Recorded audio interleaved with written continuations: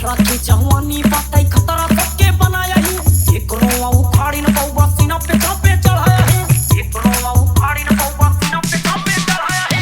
अठारह की जवानी बातें खतरा सबके बनाया है। एक रोवा उखाड़ी न बहुआ सीना पे चापे चढ़ाया है। वो राजनीति की बात करा था, राजनीति बाजे बामे, राजनीति बाजे बामे। अरे कोर्ट कचहरी बाग में देखा पहले चापा भेजा में, चापा भेजा में। अरे चिट्टा मन का लेवका बुलाया जिगरे दम बता ले जामे,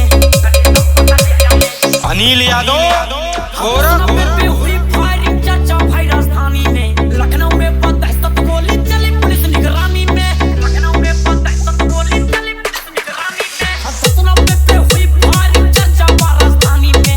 लखनऊ में बदहशत गोली चली पुलिस निगरानी में। तेरे खिले पर पावर हम तोहरे गुंडा नेता में। अरे कोर्ट कचहरी बाग में देखा पहले चापा भेजा में, चापा भेजा में। अरे चिट्टा मन का लेवका बुलाया जिगरे दम बता ले जामे, अनिल यादव गोरखपुर सामने ना नजर उठाई है चाहे जमन रंगदार रहै।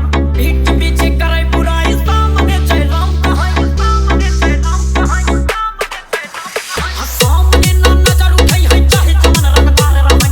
पीठ पीछे करे बुराई सामने जय राम कहै। मौका बसु जय जनता होगा तोहरा गेता में, होगा तोहरा गेता में। अरे कोर्ट कचहरी बाग में देखा पहले चापा भेजा में।